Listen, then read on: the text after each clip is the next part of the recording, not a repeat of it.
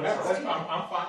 All right, I think we'll go ahead and get started. Everybody, welcome to the HSMP seminar. We're very lucky today to have so Tony, correct me if I mispronounced that. I was practicing earlier. Tony Mazzaschi. Very good. Okay, I got it. So Tony is the Senior Director for Policy and Research at the Association of Schools and Programs of Public Health. He joined the association in 2014 and has principal responsibility for developing and effectively advocating for the policy positions of that organization and advancing the capacity of the research faculty of members of that organization. So Tony works closely with the ASPPH legislative and research committees. He also provides staff support to the Population Health Leadership Group. Okay. Before joining ASPPH, Tony was Senior Director for Scientific Affairs at the Association of American Medical Colleges for 19 years, a good amount of time. He directed the Council of Faculty and Academic Societies and led various AAMC's research policy initiatives, including those related to research evaluation, the cost of research, and research cost allocation. He was a staff leader on various controversial research policy issues, including animals in research and medical education, stem cell, facilities and administration costs, effort reporting, and other research funding and grants management issues. You've published a bunch of articles in good journals, such as JAMA.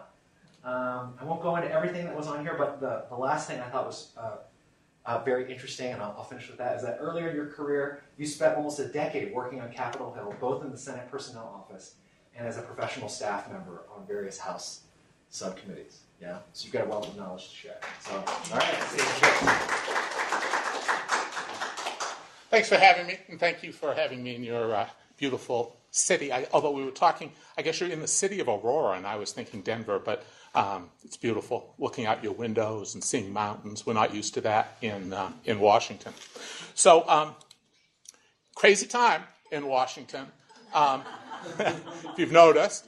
So what I thought I would try to do is talk a little bit about ASPPH, because they pay my salary, but I'll make that really quick. Then talk a lot about the political and policy environment. Then talk about the budget and appropriations process, because obviously you've all heard the phrase, no margin, no mission. So unless we have funding for our mission work, it's hard to do it.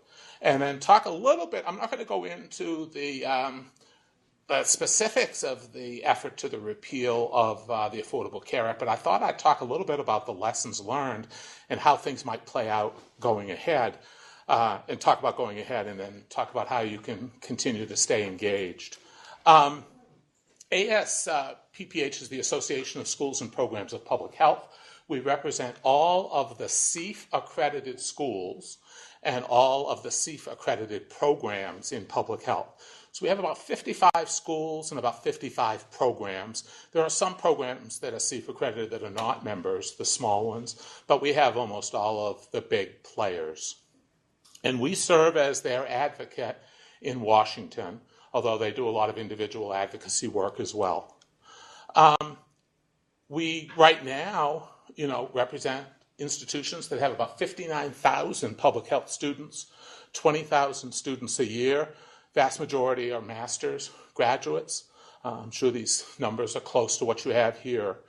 We represent about 11,000 faculty, 63% of which are primary faculty. 37% have a secondary appointment in public health.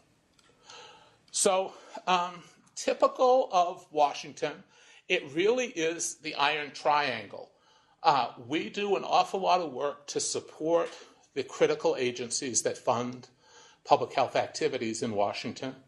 They rely on us to carry their water on the Hill when they can't. The agencies are prohibited from lobbying. So, but we work very, very closely with our parent and supportive agencies. They support us, we support them.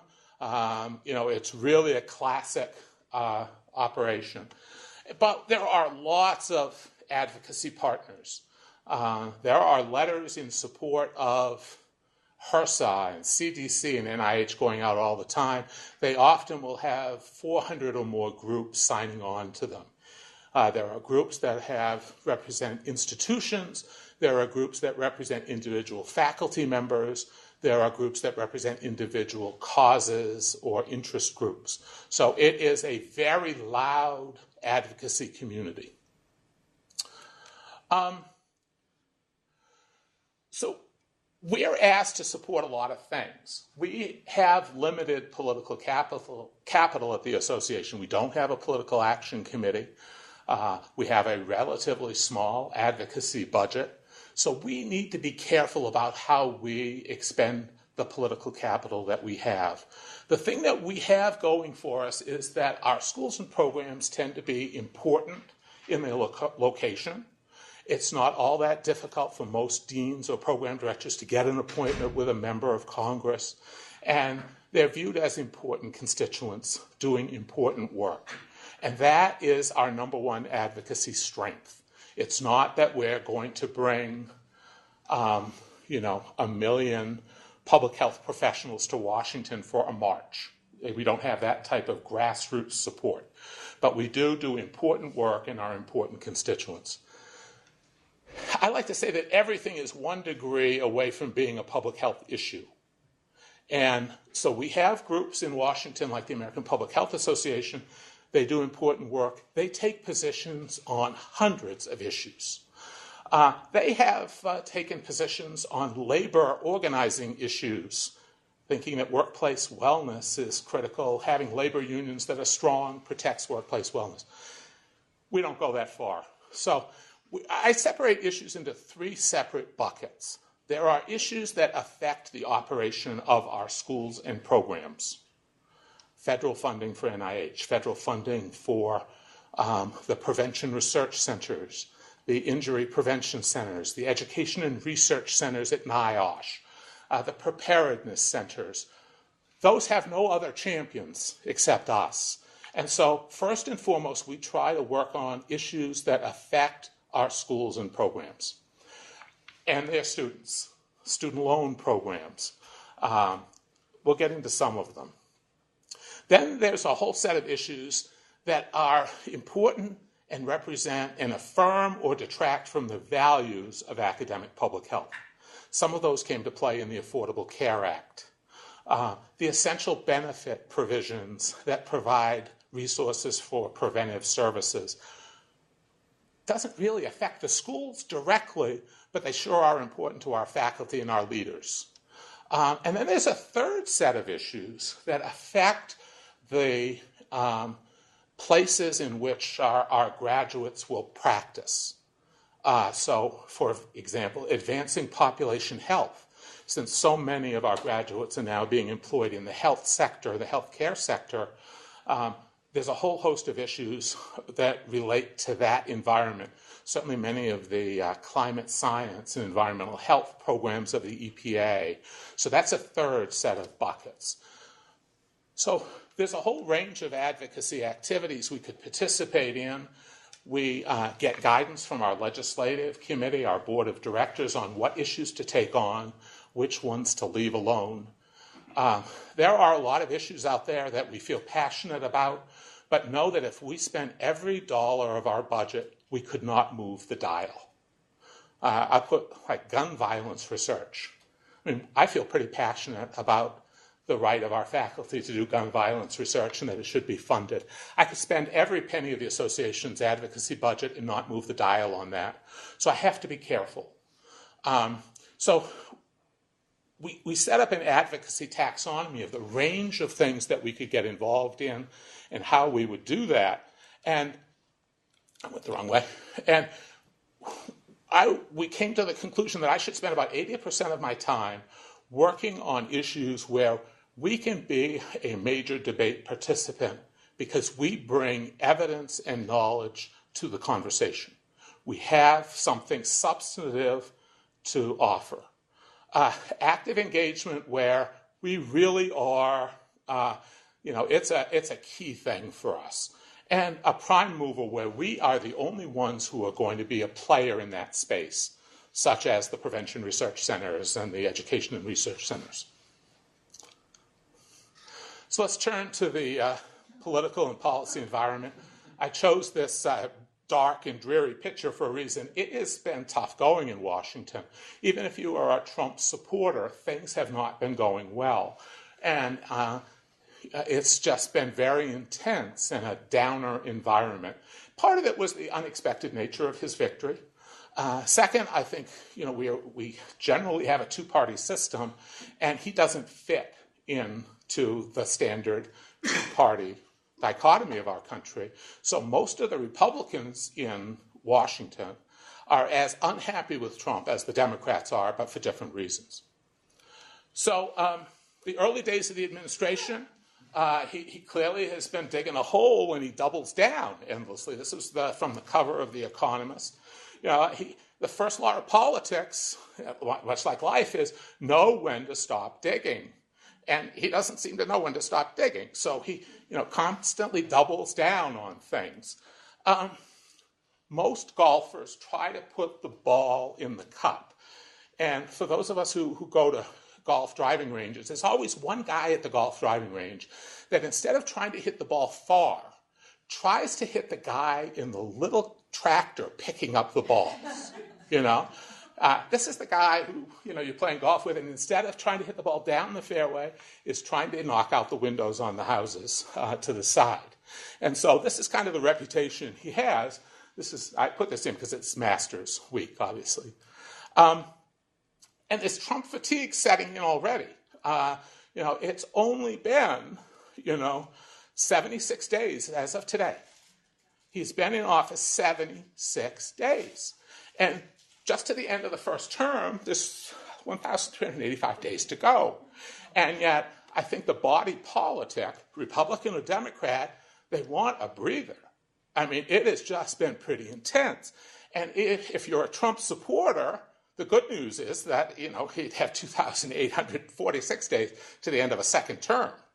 And whether, there's not much oxygen left in the communications sphere right now, given the way things are going. So, trying to understand the public disconnect, I'm not a big fan of Peggy Noonan. She writes a column now for the Wall Street Journal. She used to be chief speechwriter for Ronald Reagan. Thought she really hit on something the last Friday, trying to understand the disconnect that we have in the country between those people who, as Trump said, he could kill somebody in Times Square and they still would be with him, versus much of the rest of the political and policy world who just don't understand how this guy continues to breathe and to get support. And Peggy wrote that, in her discussions with the diehard Trump supporters, that 36%, she said their sense of how the White House works is really based on their reading and their some of the dark and cynical shows on TV that more or less suggest that anybody can be president. It's a powerful job. You point and it gets done. She said, whereas, given her time in the Reagan administration, those programs don't convey how a White House actually works, that it's an organism demanding, true depth, serious people, real professionals. A president has to be a serious person and not only an amusing or stimulating talker, that helps, or the object of some fantasy or dream. And I think that was probably the best description I've heard yet of the split in perceptions. So when the administration comes in, a month before the administration comes in, there is a line that forms outside, used to, before everything was online, outside the government printing office. And it was Washington politicos waiting for the publication of this book. And it's called The Plum Book. And it is called The Plum Book because it has a plum-colored cover, but also because it is the book that lists all of the jobs that the administration gets to fill. Now, they gets to fill jobs that we hear about through Senate confirmation, but there are a tremendous number of jobs that a president can just appoint people to. These are the political jobs that make the trains run in the political world of Washington. This year's book lists over 4,000 positions that the president gets to appoint. So as of yesterday, there are it's been determined that there are 553 key positions that require Senate confirmation. There are other positions that require Senate confirmation. The chairman of the Inter-American Library Lending Association, I mean, things you've never heard of, never want to hear about. But there are 553 key positions. So as of today, as of yesterday, 22 of those positions have been confirmed. He has formally nominated 19 others. He's announced that he will nominate 26 others, but the paperwork's not finished, mostly the vetting. The vetting process, given the financial interests of many of his appointees, has been enormous. But there are 486 key positions that require Senate confirmation that he hasn't filled yet. So when you wonder why the policy development operation has been so sluggish and so weak, this is why. There aren't bodies in those spots. Now, some of it is planned. So he has left, there are 46 key scientific and research positions in the government. Somewhat arbitrary, you could put 2 or 3. He has filled 1. And that is Scott Gottlieb, who he nominated to be head of the Food and Drug Administration. There are no other scientific appointees. The White House Office of Science and Technology Policy under Obama had 160 full-time slots. 0. Offices are empty. So part of this is low priority, but there also is a thought of not having individuals in those positions who are going to advocate on behalf of their agency and its mission. It's easier to cut money from agencies if there's nobody there to complain. And that's what we're seeing, is a complete abdication of leadership roles within the science agencies. So let's turn to Congress. So much was made of Trump's victory that people forgot that, in fact, the Democrats picked up seats in both the House and the Senate. They didn't pick up enough to take over, but they made it, the margins much smaller, which logically makes it more difficult to govern, especially in the Senate. So right now, there are 48 Democrats that caucus. Of course, there are 46 real Democrats and 2 independents that caucus with the Democrats, Bernie Sanders of Vermont and Angus King of Maine. They might as well be Democrats. They vote Democratic and they caucus with the Democrats. And 52 Republicans. And of course, Mike Pence, the vice president, breaks any tie. When the margins are this close, what we say in Washington is that every senator is a king. They can make demands for policy changes because their vote becomes so essential and critical, because you can't afford to lose more than 1 or 2 people, or it tumbles. Now, with the filibuster, it's a little different, but for most folks, majorities are still important. One of the scary things for Democrats, and one of the things that heartens Republicans, is the 2018 Senate election. So each year, 33 or 34 seats are up, each election cycle are up for re-election. The seats that are up in 2018 are those seats that were last up when Barack Obama won his 2nd term of office. And the Democrats did very well in that election. So the seats that are up are seats that are currently held. 23 of those seats are held by Democrats, 2 by independents, and only 9 are held by Republicans. So the Democrats are going to be defending a huge number of seats. And to hold on to those seats in an off-presidential year is going to be difficult. So holding on to the seats in West Virginia, North Dakota, a lot in states that Trump won is going to be a real challenge. If the Republicans gain 8 seats, they'll have a filibuster-proof majority. And that is their goal. I don't think they can get there, but the Democrats are not going to pick up seats in 2018. Can I ask a question? So Sure. Today they voted away with the filibuster. For Supreme Court nominations. Just for that. Okay. Just for that. They had earlier done away with the filibuster for presidential appointees other than Supreme Court under the Democrats, Harry Reid. But the filibuster still lives for legislation. Now, Of course, the exception for that is under reconciliation, which we can go into in a little bit under health care, but for regular legislation.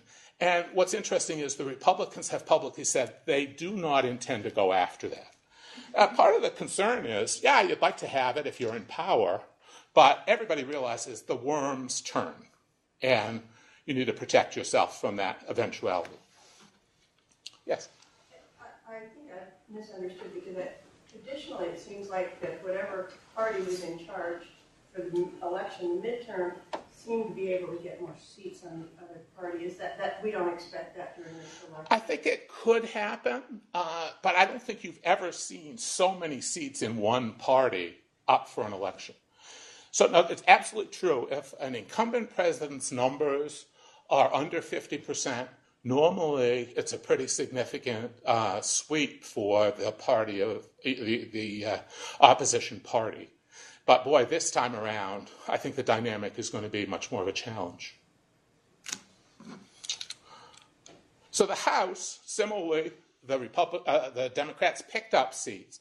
But the House has always got much tighter rules to advance legislation. It's much harder for a minority to exact any type of power. So normally, this would be a pretty healthy majority. But as we all know, the Freedom Caucus, which is an outgrowth of the Tea Party, has a number of seats that make the Republican GOP majority very tenuous, and they keep rearing their head, and they're very much anti-government. And so it makes governing very, very difficult. So one reading of the ideological splits in the House put it this way, that the Progressive Caucus of the Democrats has about 69, Party Democrats 113. The Blue Dog Coalition, which used to be fairly moderate Southern Democrats, is down to 11. When I first was on the Hill, that could be easily 100 people. But many of those districts have now gone Republican. They voted Republican often, so it's more truth in advertising.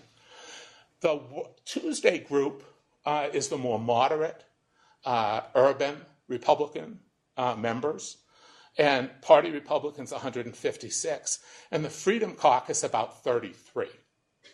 Some people put it as high as 40. They don't have a roster that they release, but they are often very unified and fairly belligerent in getting their way, and they felt particularly empowered when they were able to topple House Speaker Boehner, and that gave them courage to continue fighting and getting their way. So Jerry Seib, who's the Washington office editor of the Wall Street Journal, separated the factions into 5 factions, which I thought really actually characterized things well. One is the Trump tribe. And this really is Trump and those supporters right around him in the White House, not much on the Hill. And they are really not part of the Republican Party. They are kind of a standalone tribe of believers. And somewhat, the Bannon group, and there's a little bit of paranoia there, and there's a little bit of anti-establishmentism there. Then there are the governing Republicans and the Freedom Caucus Republicans. And then there are the never-Trump Democrats that, if Trump offered a Mother's Day resolution, they would vote against it. And then there are the maybe sometimes Trump Democrats. Those are the Democrats you see voting for Gorsuch. They tend to be in conservative states that Trump carried, and they are going back and forth about how to vote and how to position themselves. Very small numbers here. So since the Affordable Care Act debacle, Trump has been threatening the Freedom Caucus. He sent out this tweet last weekend about, we must fight them and Democrats in 2018. And you kind of wonder, what are you thinking? How do you put together a governing coalition by dissing the Freedom Caucus? Where are you going to pick up those votes?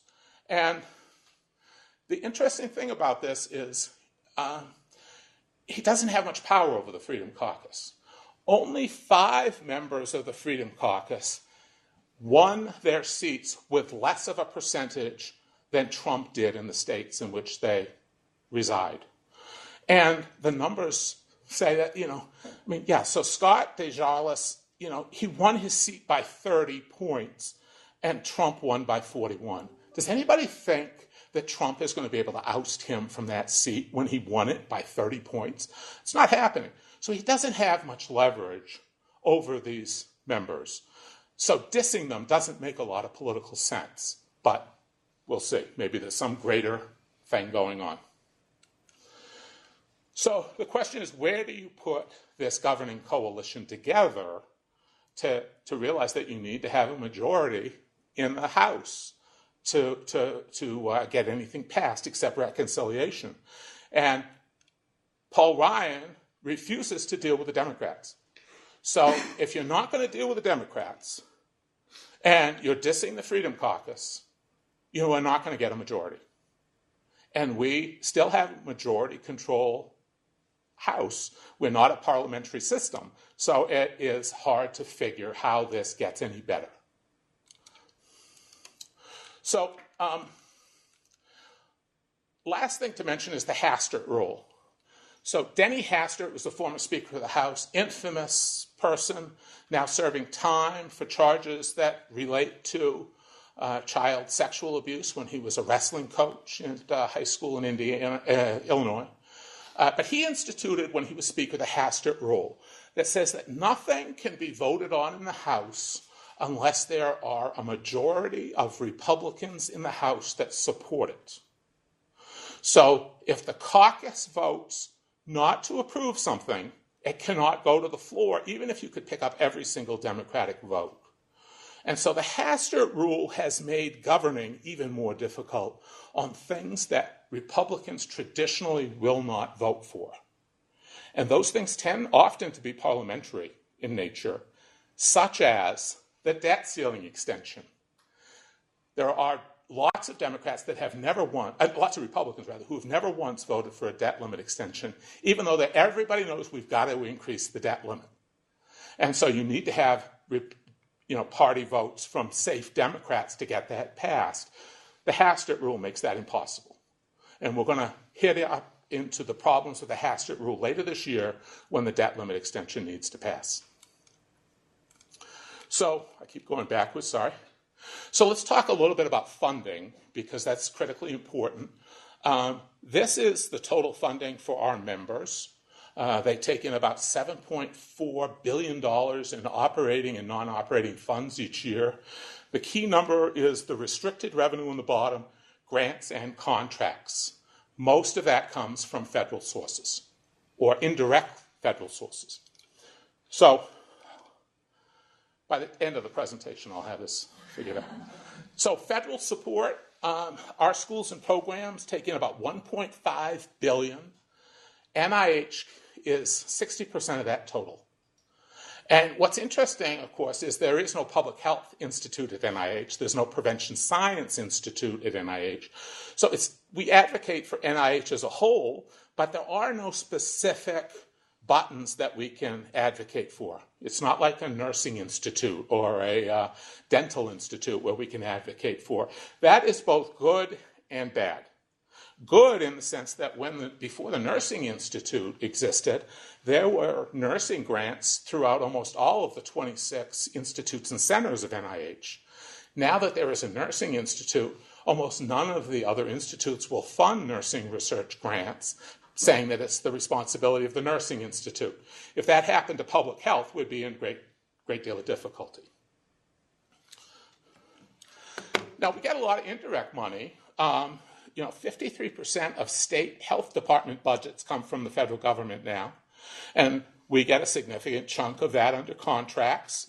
The federal support for education has now eclipsed state support. When I was growing up, it was all state support. Federal government didn't support education. It was a state responsibility. But now increasingly it's become a federal responsibility. And in fact, state support at many higher education institutions is non-existent. I think Lily Marks was the first one that said to me that Colorado is a state-located institution, not a state-supported institution. And the amount of federal loans to our students has gone through the roof. So this is 2013 dollars, but just to give you an indication, the top line is the average federal loans per graduate student has gone up very, very high.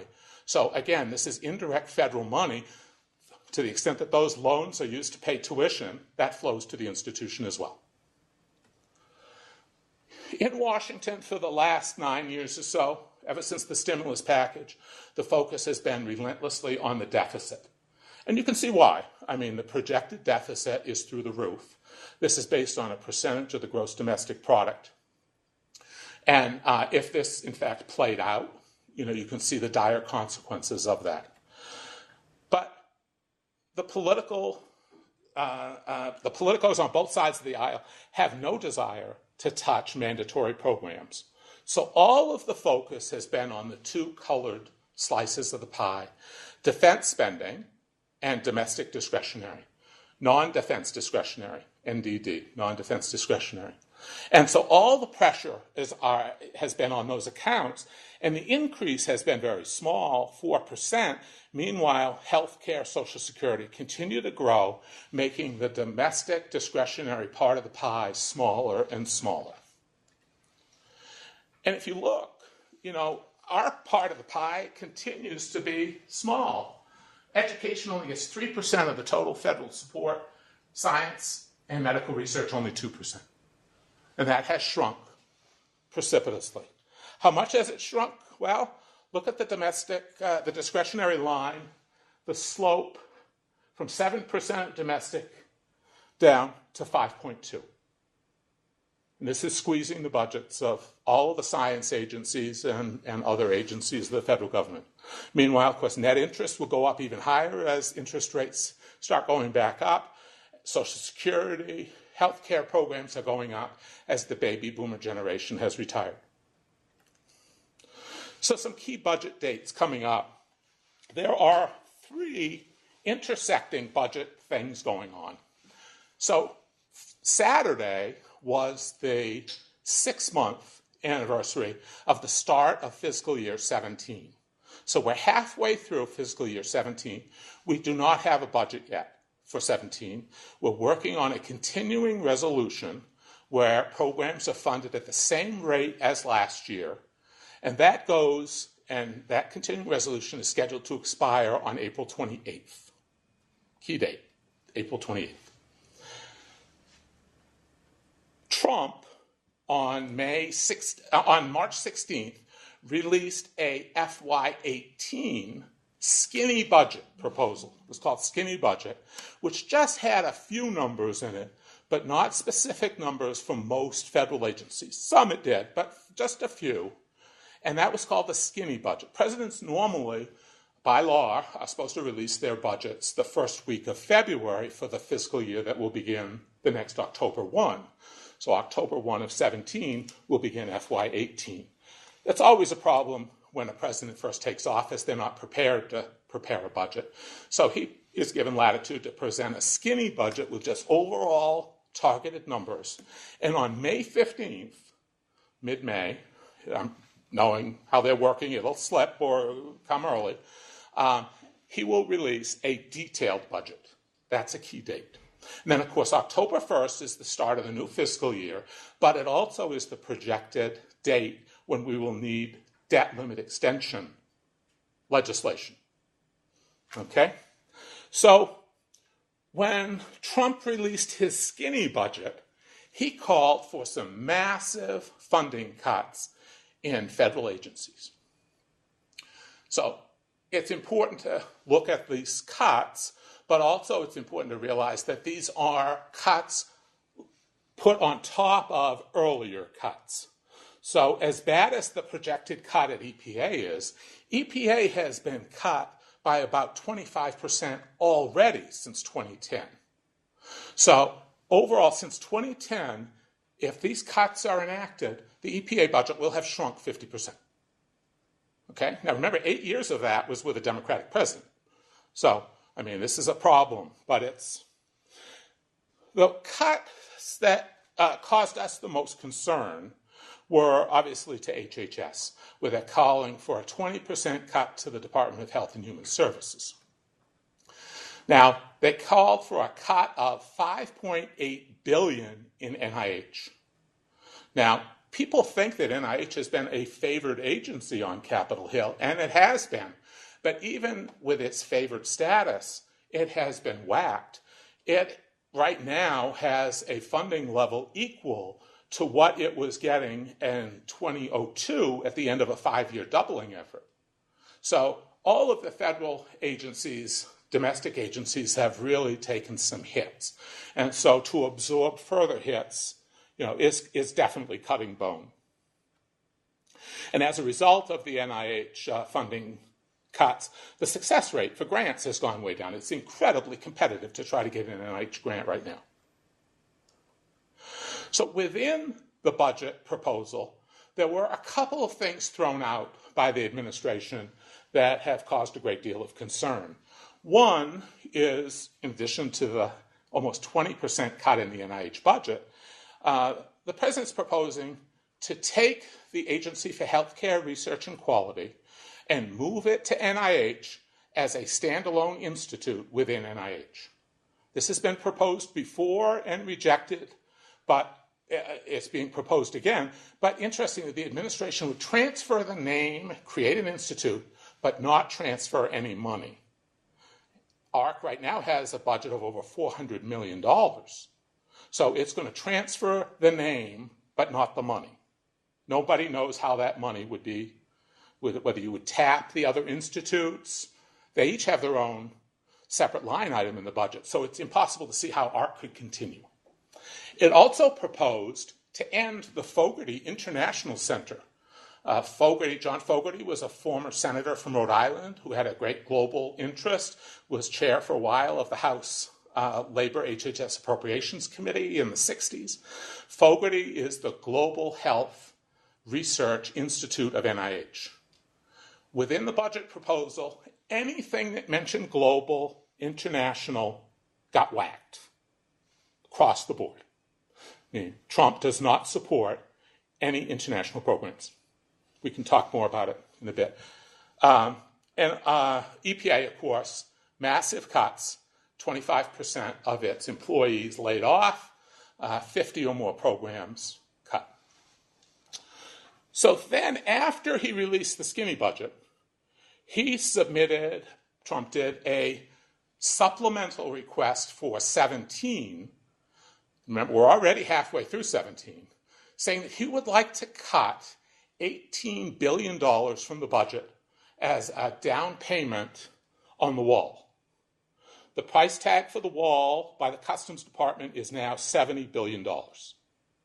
He wants to take $18 billion of existing money to start land purchase, planning, engineering for the wall. And so he proposed, these are just some of the cuts he proposed. He wants to cut $1.2 billion from NIH. Public health programs at CDC, he wants to end the prevention research centers, the injury prevention centers. $170 million from HRSA, including the public health training centers. Preparedness grants, wants to take $100 million from NIOSH, and he specifically cited the education and research centers.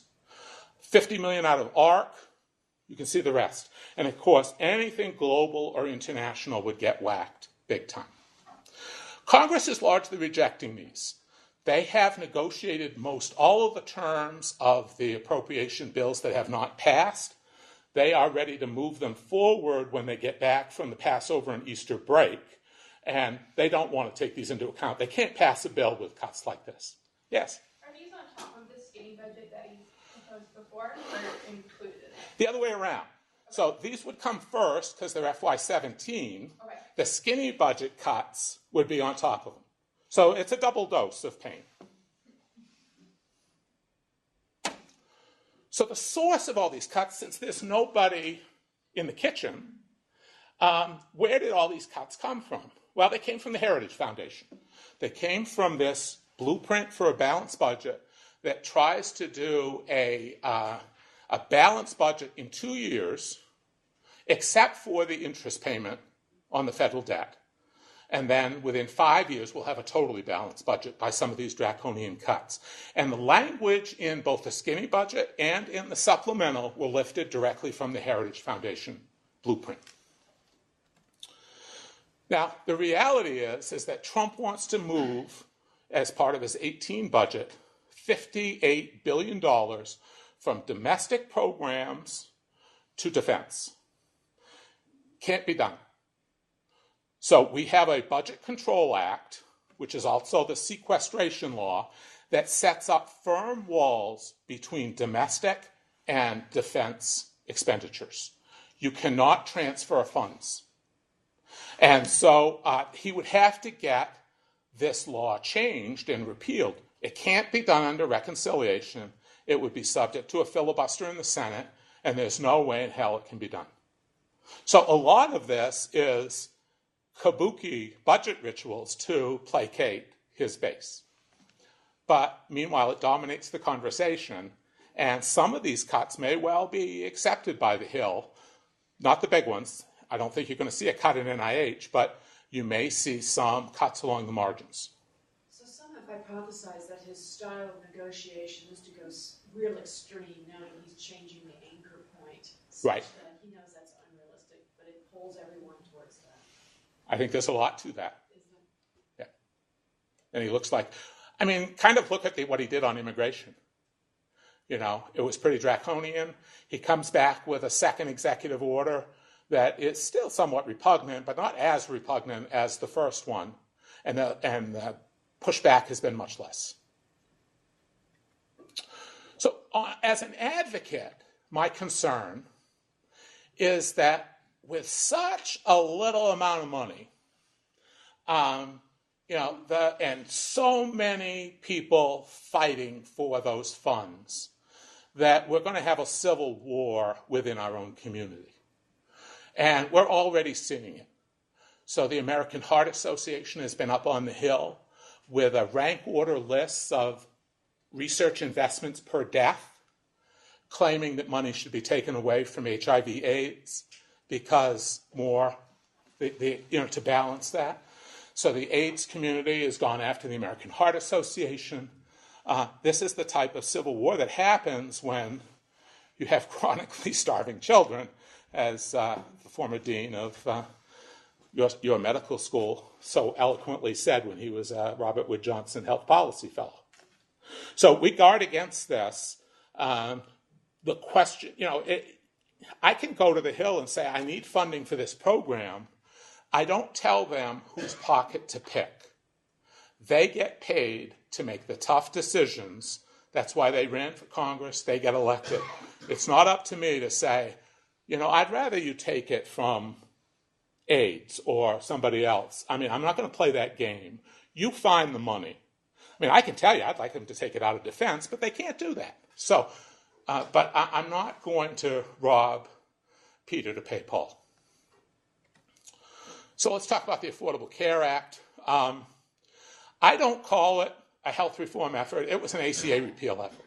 They didn't have many ideas on what they wanted to do to reform health care. The only thing they really wanted to do was to repeal the Affordable Care Act, which on March 23rd celebrated its 7th anniversary, signed into law. They offered a bill that really was focused on being able to qualify through the parliamentarian under reconciliation procedures in the Senate that don't demand a filibuster-proof majority.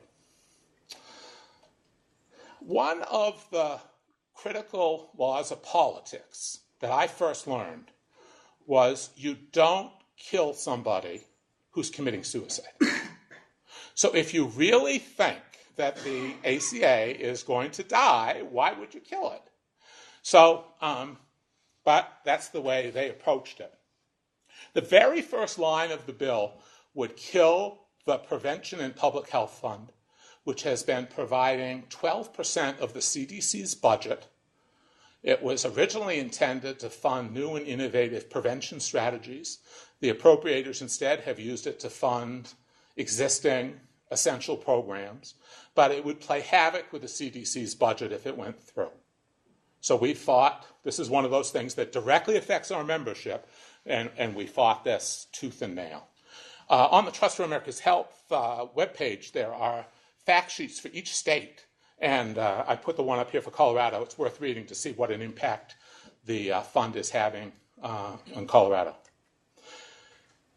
A lot of the debate centered, surprisingly, around the essential health benefits provision, which is now sort of gotten up there with the 26-year-old student being able to get insurance and pre-existing condition. It's now a benchmark test. This is one where, for all these years, nobody paid any attention to it in the public. Now, all of a sudden, the public is paying attention to it. So there's been more education through this effort than we've been able to do for the last 7 years. And what contributed to it was some optics. This was the picture that ran around the web of people trying to decide. It was billed, the entire essential benefit package, but they were trying to determine whether maternal care and mammograms are essential health benefits without a woman to be seen in the room. It later came out in the Post that this was totally intentional, that the whole idea of having male-only photos on topics that are important to women has been part of a communication strategy. It's worth reading in the Post. And, of course, what the internet did was send out a subsequent picture about dogs discussing feline essential health benefits. So this was the meme that circulated. It was the #1 Facebook posting in the week it came out. So why do you think that's intentional? Because it would just undermine their ability to pass what they were wanting to pass.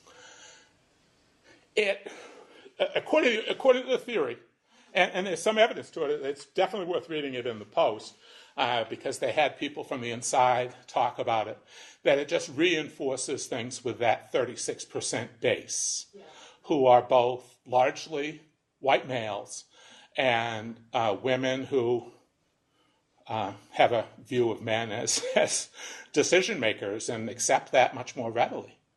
And I mean, it's repugnant, but it's a overt strategy. So it's more of their overarching strategy Yeah. that may have undermined their tactics on this Right, particular on this particular one. So the other thing to mention is they did not go after the Center for Medicare and Medicaid Innovation, which is advancing some population health initiatives that we've been very actively engaged in that help develop value-based payment systems that incentivize population health. And they did not go after that. That's one of the thoughts is that they want that CMMI money as mad money for the new administration at HHS. It's about $6 billion a year in funding innovative experiments in healthcare delivery and payment methodologies. So, well, during the debate, there were lots of conversations about the Tea Party. The vote that mattered most was when Rodney Frylenhusen announced he was going to vote against the bill. So how many of you know Rodney? No? The most important man in the House of Representatives. He is chair of the House Appropriations Committee. He controls the money flow. He announced that he was going to vote against the bill for the opposite reason of the Tea Party, that it would devastate the Medicaid reimbursement and payment situation in New Jersey. So when the masses saw that the chair of the most important committee in the House can vote against the ACA repeal bill with impunity, that gave everybody else a free ride to vote against the bill. And the bill was pulled from the floor 1 hour after Rodney announced how he was going to vote. So I have a breakfast group of people who've worked off and on the Hill for the last 30 years, and we all agreed that this is the first time that an A committee chair has gone against the Speaker and gone against their sitting president on an important vote since the Vietnam War. And it just shows how party discipline is not what it used to be. And this is critical.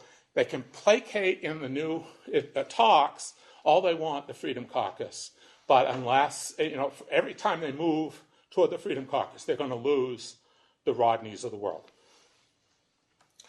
The big loser, of course, in the healthcare debate was Paul Ryan.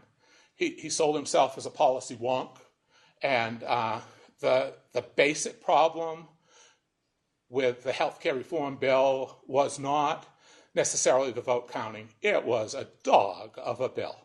I mean, it was terrible. And I think everybody recognized that. Most of all, congressional staff. Roll Call ran a survey. As they do, they have a panel of 100 key healthcare congressional staffers, most at the senior level. And Ryan's disapproval ratings plummeted. I mean, he really was damaged significantly. He could easily have been toppled as Speaker if there was somebody there to take his place. But as one congressional wag said, who wants to be Henry VIII's next wife? So why is health care back? You've heard this week a lot of talk about health care. A lot of people in the House do not want to continue talking about it.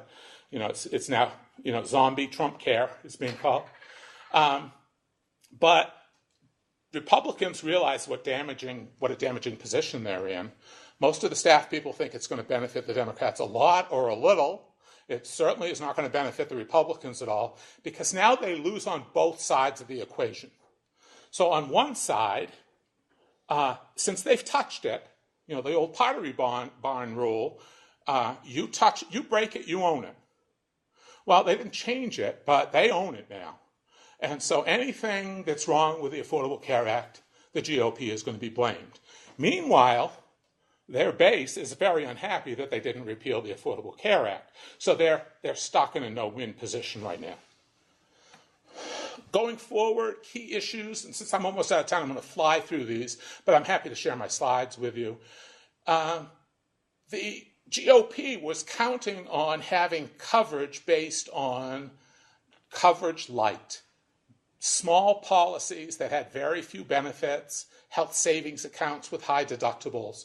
They got blown out of the water by the Congressional Budget Office in December through a memorandum defining coverage. You're going to see a lot of pressure on CBO, and remember the GOP names the head of CBO, in changing the definition of coverage. And this was a key document that got kind of lost, and it determined those 24 million people who lost coverage under the reform bill was because the coverage didn't meet the standard that CBO set in December. Dynamic scoring. There is a provision now that the CBO has to do dynamic scoring to measure macroeconomic benefits of legislation. The bill wasn't ready in time for CBO to do macroeconomic scoring. Democrats are strongly opposed to this because it is hard to do. I mean, you're trying to make all kinds of behavioral economic judgments as to how people will react to healthcare changes that are 10 years or more out. But this will change if they do macroeconomic dynamic scoring, what the cost savings are of the bill and the tax benefits of the bill. Another thing to keep your eye on. As you know, some states are now reconsidering Medicaid expansion. 32 states plus the district already have expanded. Kansas came within 3 votes of overturning a veto to expand, so that was critical. There's also litigation going forward about an obscure section of the bill that allows the federal government to pay insurance companies to reduce the deductibles and co-pays of some plans. This was stated in the Affordable Care Act, but not explicitly authorized. The GOP went to court to block it, found a district court judge to block it. They announced last week that they will make the payments this year to keep the deductibles down because they're afraid of the Pottery Barn scenario. But this litigation goes forward. Late May, there's another major hearing on it. This will end up at the Supreme Court. Lots of other issues. Some I'll discuss this afternoon at the other session. Going forward, really tough to see if the president continues to do what he's been doing. Cover of the New York Times Magazine on Sunday had a whole list of tweets attacking members of the Senate in very personal and ugly terms. To continue doing that is a loser. Obviously, he needs to fill his vacancy, stop insulting people, especially those people who could sometimes be allies of his. Ultimatums don't work very well in the legislative arena. Got to find a way to start building a governing coalition. The other one that really hurt was you've got to count votes in the Senate before asking House members to walk the plank.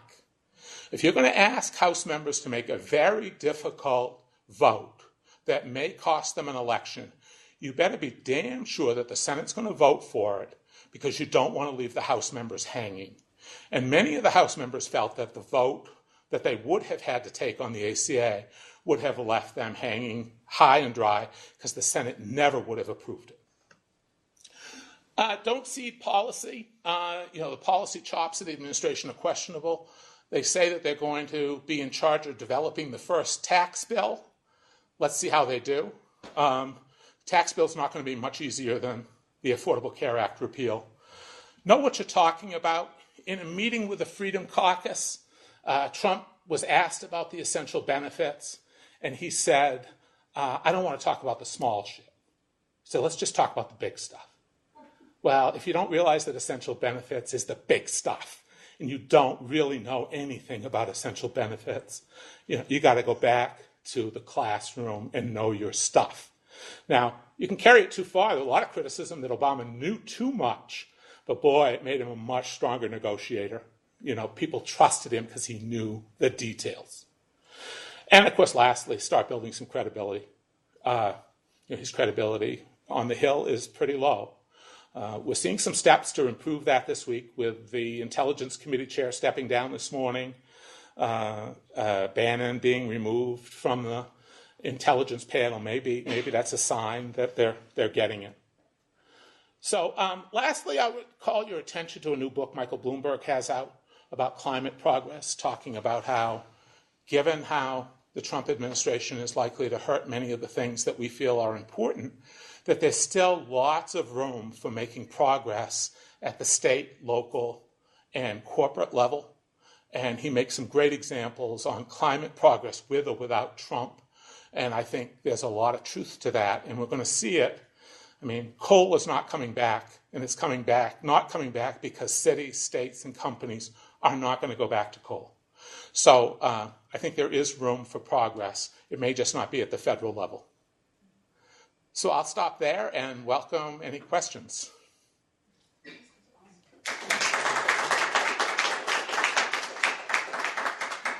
you have a lot of good advice, but we haven't seen a lot of responsiveness to feedback so far. So what happens if things just continue? I mean, can we just end up with gridlock and there's no legislation and nothing happens? Yeah, so Tom Cole is chair of the Labor HHS Appropriations Subcommittee in the House. He thinks there's a real chance to get the FY17 appropriations bills done. But he's predicting that for the rest of Trump's term, we will have continuing resolutions, that there is going to be an inability to get bills through. Now, the question is, if the government shuts down, who gets blamed? If it's your Social Security check, you don't care who's responsible. You just want the check. So, blame is only useful to a limited number of people. But I think we will see continuing gridlock on most issues. The reconciliation process, which allows you to avoid a filibuster in the Senate, thus you only need 50 votes, is limited to items that are related directly to tax and spending expenditures. It has to be budgetary in nature, the so-called Byrd Rule, which limits the amount of things that can really be done against the filibuster. So, and that was one of the great wacko things about the whole essential benefits, is everybody felt that the parliamentarian would rule any changes in the essential health benefits out the window in the Senate because it violated the Byrd Rule. But you needed that to get the Freedom Caucus vote, so, it's crazy. What about the Hastert Rule? Isn't it more of a tradition, I guess? And it could be broken? It can be broken. In fact, it was broken by Boehner the day before he was ousted as Speaker. Yeah. Which tells you the next Speaker is going to be real careful about breaking the Hastert Rule. Yeah. Unless he wants to leave. Definitely. No, I mean, it was cumulative, one of the things about politics, it's interesting, and Trump hasn't learned this either, Boehner only to a limited extent. Washington's a strange place. You can build up goodwill, right? And so this goodwill will do you in great stead when you trip. There are people who survive major scandals on the Hill because they had built up goodwill. Barney Frank is a great example. He had a major personal failing, but there was so much goodwill toward Barney Frank that he survived it. Boehner didn't have much goodwill left. Boehner and Trump has none at this point on the Hill. You can't call somebody the names that he does in tweets and expect that person to have your back when times get tough. Just doesn't work. Does the Freedom Caucus, do they have any goodwill left, or would they? What's that situation? Or how do you see it evolving? They're playing by different rules. So most people want to do well, get the adulation of your constituents that will allow you to get reelected. The Freedom Caucus members all tend to be independently wealthy, ideologically driven, and they don't mind losing if their larger policy goals are met. That's tough, because that means you can't strike deals with people like that. One of the leaders of the Freedom Caucus famously said that their goal was to shrink government so small that they could then drown it in a bathtub. Well, if that's how you go into the governing game, how do you negotiate? How do you find a middle ground if you're trying to shrink government to that level? So I know part of it is also that they're in districts that very much vote them in with high margin, right? So I seem to recall that part of the Tea Party movement was also informed by the census and redistricting and gerrymandering, very skillful gerrymandering. So is there talk now of that sort of longer, short game in the sense that the 2020 and how you build up so that there are, Democrat or whatever governors in place to when the next round of redistricting happens? Well, some of that redistricting was, really informed by very sophisticated data analytics done by front groups for some of the really wealthy conservatives who funded much of this movement. I don't know how you go back. The Democrats control very few state legislatures, almost none at this point. It could only get worse. Yeah. The courts have stepped in on some of the more egregious things, like in Texas and North Carolina. But I don't see that you're going to see a wholesale turn because it has worked so well. Sorry.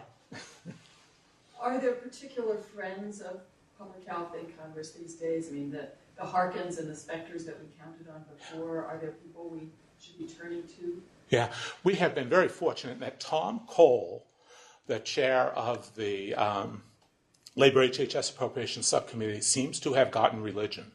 He is a member of the Chickasaw Nation in Oklahoma, professor of medieval history. How that happens, who knows, But Oklahoma, Chickasaw in medieval history, PhD, and professor. He used to be totally centered on the Indian Health Service and NIH. This year, he does not mention NIH without mentioning that CDC is an investment in the nation's defense. And he has had just incredible, great rhetoric for us. And we think in the 17 bill, we actually might see a bump for CDC along with NIH. It's not going to be as large as NIH, but percentage-wise, it could be almost as equal. He has become a great champion for us. But that's one of the problems, is that members of Congress and the House don't stay as chair of the same committee long enough to pick up that expertise. In fact, part of the system is to discourage that because they're afraid you're going to be beholden to special interest if you're in the committee chair too long. But Cole has become a great champion for us. Patty Murray, who is the ranking minority member both of the Authorizing and Appropriations Committee from Washington State, has also been terrific. Trouble she has is that everybody's going to her to protect themselves on the labor HHS bill because it's perceived that, every tree is on fire in the forest, and they want their tree to be saved.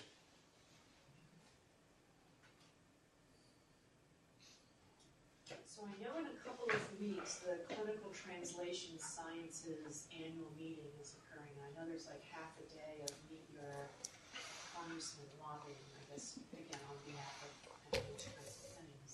Are there activities like that? I know we don't send thousands to DC, but if there's meetings that are happening in DC, how might we activate public health attendees at those meetings? Yeah. No, I think that's a great point. Almost every CTSA has a public health school program or school component, even if it's just for show. And that would be a great exercise. We do Hill fly-in days. We encourage people to meet with their member when they're back in the district, which is even better because it's on their turf. But it's a challenge because you have so many people going up to the Hill. I mean, on the Affordable Care Act, just to give you one idea, the American Hospital Association had 400 registered lobbyists working on the Affordable Care Act repeal. 400 on the one bill. And of course, they have a PAC that's got $20 million a year to hand out. So we're up against, it's formidable. It's formidable. But it's worth doing.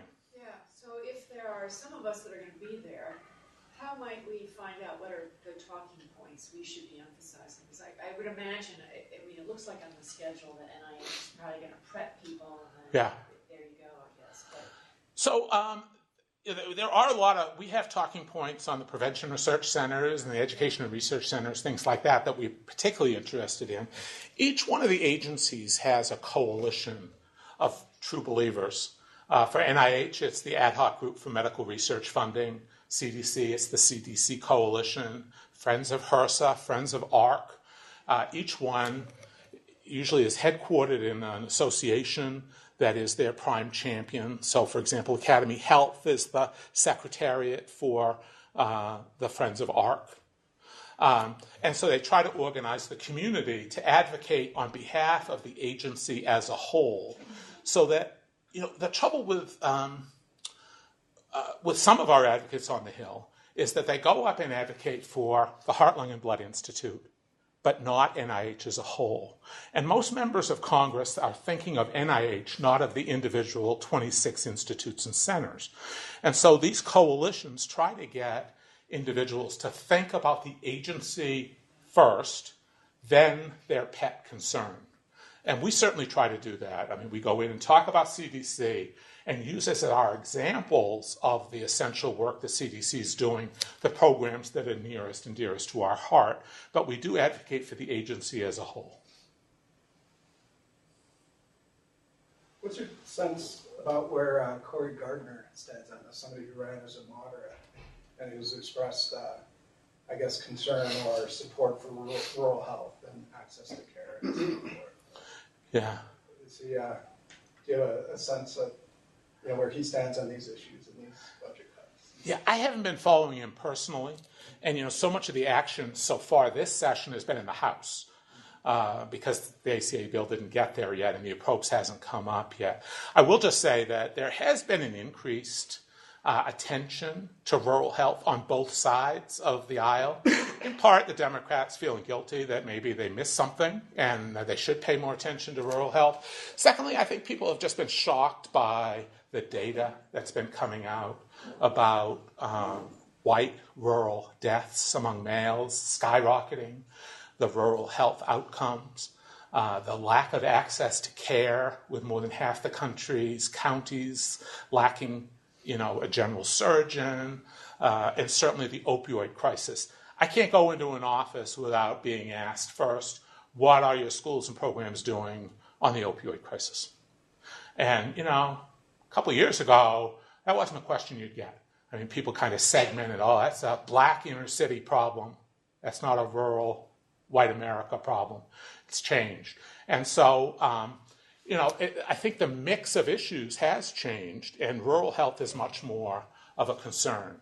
We just had a rural health session at our meeting, and there was a big audience for it. So, I think we do get those questions. So going there and focusing on them is pretty important. Although I think a lot of the Democratic partisans think that the whole idea that the Democrats would come up with a rural electoral strategy is farcical. But, so you'll have, I think, people playing it out too. There's the humanitarian concern that there is an issue there that needs to be dealt with. Then there's the electoral politics concern, and that'll play out in a different arena. Any intel on what's happening with the injury control research centers in the context of prescription drug overdose, in the context of firearms, appointment of a new CDC director? Anything you could tell us about any of that? Yeah. Well, there were two candidates that apparently have been interviewed for the CDC director position. One was publicly known, Jerome Adams, who's the state health officer in Indiana. The other, has been rumored to be Brenda Richardson, the state health officer in Georgia. But interestingly, CDC is a secretarial appointment, not a presidential nomination. So it's something that Price can do anytime he wants to. Why the Injury Control Center was on that list, I have no idea. Now, years ago, it was mixed up in the gun violence research issue. There's a ban on it essentially a ban on it in the appropriations bill every year. It doesn't seem to be a hot issue. Nobody is going up to the Hill thinking that is going to change during this administration. So I don't know why it was on the list. I have no idea why the prevention research centers were on the list. I mean, one of the challenges we've had with no appointees is there's nobody to talk to. So we had a session on advocacy at our meeting, and I wanted to have somebody from the Trump administration come and speak. There is nobody to speak. When you want to go in and talk to somebody about these budget issues, there is nobody home, and they're not scheduling appointments at the White House with interest groups, unless you were, with the Heritage Foundation or the Cato Institute. But advocates can't get in, and there's nobody to meet with. Most of the agencies have holdovers that are only hearing about things after the fact. Francis Collins at a AAAS colloquium said his only conversation with the Trump administration as of last week was the call he got asking him to stay on. And he hadn't had one single conversation with anybody in the Trump administration since then. Then after he said that, and it was in the paper, he met with Trump on Friday afternoon for about 15 minutes. But, it's a $33 billion agency that's very popular on the Hill, and yet there's nobody there. He learned about the $5.8 billion proposed cut when it was released to the media. I mean, the heads of the agencies aren't even being told. So it's hard to advocate with the holdovers. In this afternoon session, will you be going over some of these same things, or do you have additional things that will, I see some from Colorado will be a panel, but... Yeah, I did have a few more things to talk about this afternoon that I thought would be more important to faculty about where the cuts are going to be coming from. We also plan on having kind of dialogue with some of the panel members. So we have Mary Walk from CDPHE, we have Sarah Miller from the Colorado Public Health Foundation, we have someone from Colorado Health Institute, as a way of getting maybe more of our fireside chat, sort of, here's what's happening there, how are people reacting here as our leaders in public health, what, more of a back and forth, and Carol Levin's going to be moderating. So it may be more of a chance to have more of that fireside, yeah. And strategizing a bit too. This gives us a lot of the facts. Yeah, because one of the things I didn't talk about is how our advocacy strategy has to change. So traditional things that we used to do clearly don't work. I mean, it used to be if you could get your issue talked about in a positive way on the front page of the Washington Post or the New York Times, that was a home run. Now it's the kiss of death. Anything that the mainstream media runs is considered, verboten. So, I mean, unless you get on Fox News, you might as well forget about it. Return on investment, they don't want to hear anything about return on investment issues. We don't quite know how to advocate with the administration yet. And I don't think anybody's figured it out. So I think that's what I've been thinking about, though. So, a lot of Trump's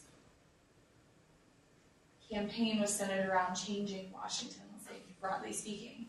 And now you have, it sounds like on the Hill, this Freedom Caucus that doesn't operate the way that the Hill operates. So how do you work with that? And the same thing with advocacy in the administration. So is this, in fact, like things are changing, and has anyone figured out then how you're supposed to work with either of those two groups? And then what does that look like going forward as those groups continue to swell? Because clearly they have support from the country. Well, the cleaning out of the swamp thing was rhetoric.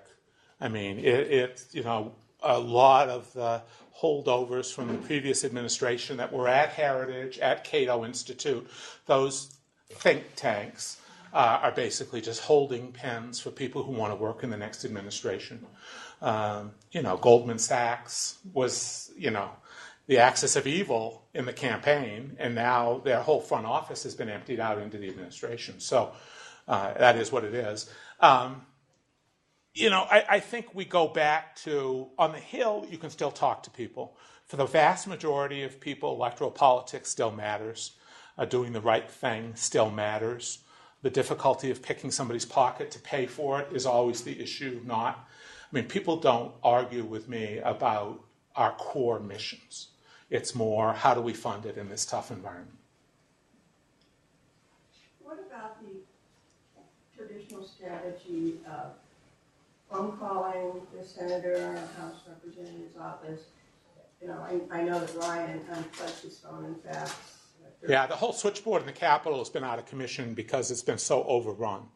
The one that has had an impact and scared the devil out of members is the town hall meetings, where they're finally hearing. Now, that's a Tea Party strategy, but obviously coming at it from the more radical side of the Democratic Party, and some of it's been pretty well planned and pretty aggressive.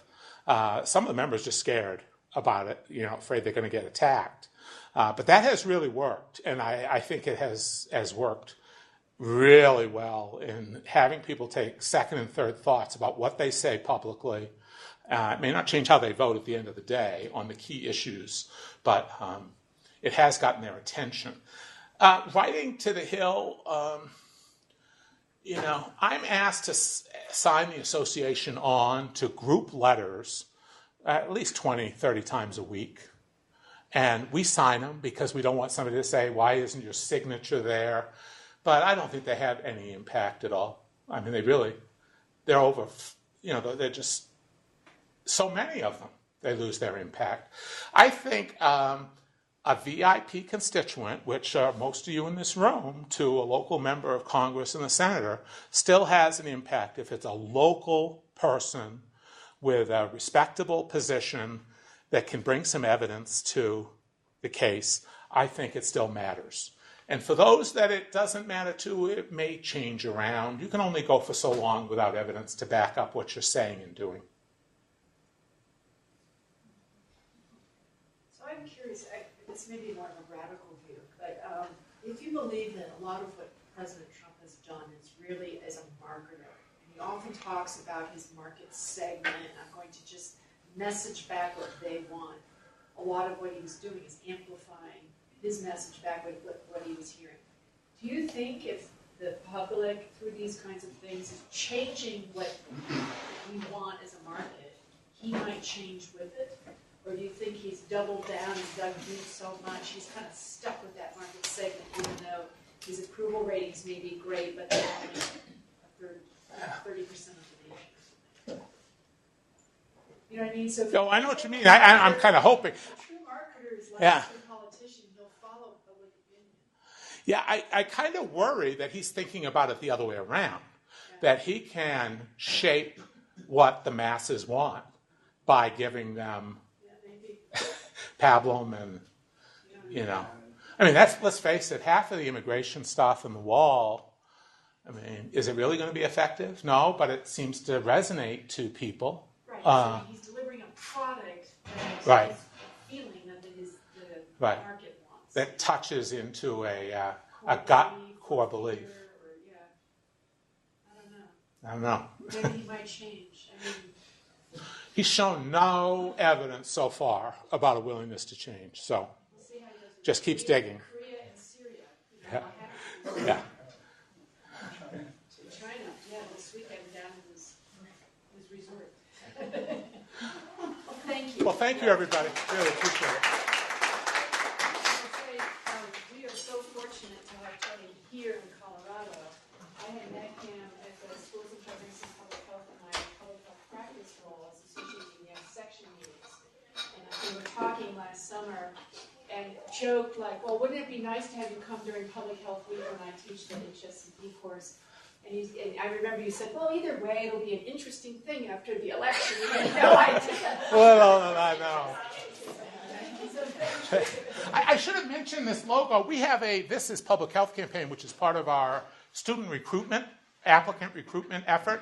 And we changed it to Science is Public Health and have been giving away and selling T-shirts and other things for people who are coming to the March for Science in Washington in April to have people wear Science is Public Health during the march. So you can get these on our webpage if you're interested.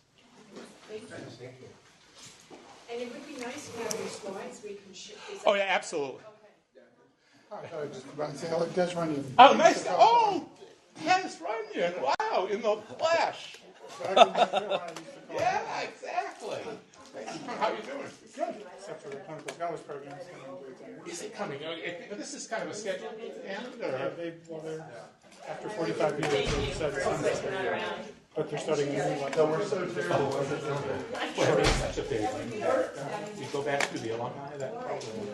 Yeah, we're having a gala in Philadelphia at the end of May, and Howard Wagner's going to come, and he said they sent him a list of all the alums. So I forgot that you had moved to Colorado. You guys continue. I just wanted to say it was great. Oh, thank you.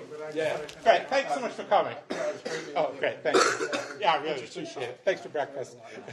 I'm still ginned up from that maple syrup. In the stand.